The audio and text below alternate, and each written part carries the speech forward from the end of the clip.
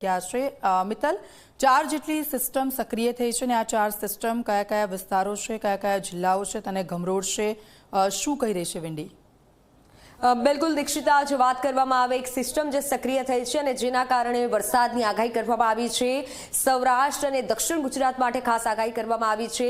સાવધાન થઈ જજો કારણ કે ભારેથી અતિભારે વરસાદ થઈ શકે છે આપણે વિંડીના માધ્યમથી લોકોને સમજાવ્યા દર્શક મિત્રોને કે ક્યાં ક્યાં વરસાદ થઈ શકે છે કેટલો વરસાદ રહી શકે છે આપ જુઓ અત્યારે તમે જોશો કે જ્યાં ગુજરાતમાં મેઘરાજા મીટ માંડીને બેઠા છે ગુજરાતમાં ખાસ કરી સૌરાષ્ટ્ર અને દક્ષિણ ગુજરાતમાં વરસાદની ભારેથી અતિભારે વરસાદની આગાહી કરવામાં આવી છે આજે એટલે આજે સાંજની વાત કરીએ બપોરથી સાંજ સુધીમાં કેટલો ક્યાં વરસાદ થઈ શકે છે તો દીક્ષિતા જો વાત કરવામાં આવે દક્ષિણ ગુજરાત ખાસ દક્ષિણ ગુજરાતમાં વરસાદની આગાહી કરવામાં આવી છે અને સૌરાષ્ટ્ર દક્ષિણ ગુજરાતના વલસાડ સુરતમાં ભારે વરસાદ રહી શકે છે અને સાથે ભારે વરસાદની સાથે પવન પણ ફૂંકાઈ શકે છે આ બાજુ સૌરાષ્ટ્રમાં જુનાગઢ ઉના ભાવનગર થાન જામનગર દ્વારકા એટલે આ દરિયાઈ જે પટ્ટો છે ત્યાં ભારે વરસાદની આગાહી કરવામાં આવી છે પવન સાથે વરસાદ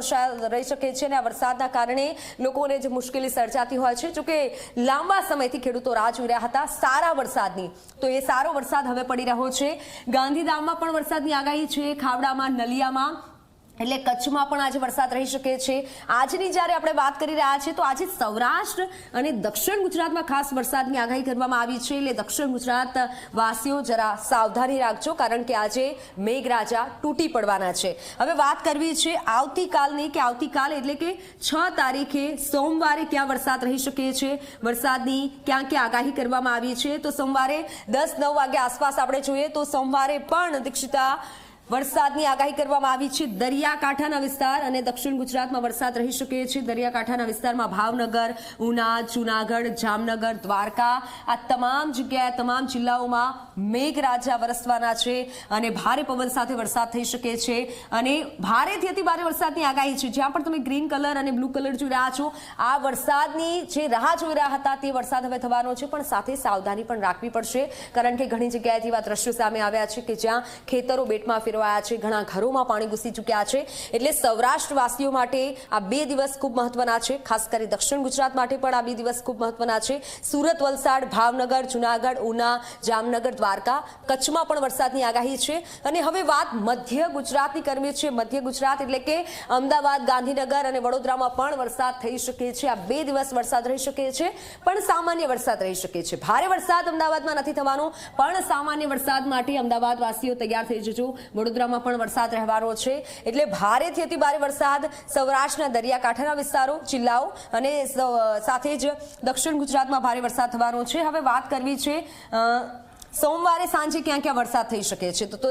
દક્ષિણ ગુજરાતમાં વરસાદ છે પણ ખાસ એ વાત કરવી છે જે સિસ્ટમ બની રહી છે આ વરસાદની જે તમે આંખ જોઈ રહ્યા છો એ દક્ષિણ ગુજરાતની નજીક અને સૌરાષ્ટ્રના દરિયાકાંઠાની નજીક આ આંખ છે અને આની અસર જોવા મળશે દક્ષિણ ગુજરાતમાં અને સૌરાષ્ટ્રના દરિયાકાંઠાના જિલ્લાઓમાં અને જુનાગઢ અને ઉના ભાવનગરમાં તો આપણે જોઈ જ રહ્યા છીએ કેટલો ભારે વરસાદ રહી રહ્યો છે પણ આ ભારેથી અતિ ભારે વરસાદ માટે તૈયાર રહેવું પડશે ખાસ કરી આજના દિવસ માટે સોમવાર એટલે કે 6 તારીખ અને મંગળવાર એટલે કે 7 તારીખ માટે આ વરસાદ માટે તૈયાર રહેવું પડશે કારણ કે રાજ્યભરમાં હવે મેઘરાજા તૂટી પડવાના છે જે સિસ્ટમ બની રહી છે તેનો વરસાદ આપણે મુંબઈમાં પણ જોયો મહારાષ્ટ્રમાં ખૂબ વરસાદ પડ્યો છે પણ હવે એવા વરસાદ માટે સૌરાષ્ટ્રવાસીઓએ તૈયાર રહેવું પડશે અને એવો વરસાદ નોંધાઈ શકે છે એટલે 7 તારીખે મંગળવારે પણ છે ભારે વરસાદની આગાહી છે રાજ્યભરમાં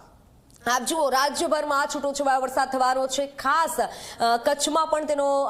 વર્તાવો રહેવાનો છે અને આગાહી જે કરવામાં આવી છે તે જોવા મળશે ખાવડા છે નળિયા છે નલિયા છે અને ગાંધીધામમાં પણ વરસાદ જોવા મળશે એટલે દરિયાકાંઠાના વિસ્તારમાં 7 તારીખે પણ વરસાદ જોવા મળશે આ 3 દિવસની આગાહીની આપણે વાત કરી જેમાં ખાસ કરી જુનાગઢ જામનગર અને દ્વારકામાં ભારે પવન સાથે વરસાદ થશે દક્ષિણ ગુજરાતમાં પણ વરસાદ રહેવાનો છે એટલે દીક્ષિતા આ 3 દિવસ ખૂબ સાવધાની રાખવી પડશે બિલકુલ આભાર મિત્તલ આપની પાસેથી અપડેટ્સ લેતા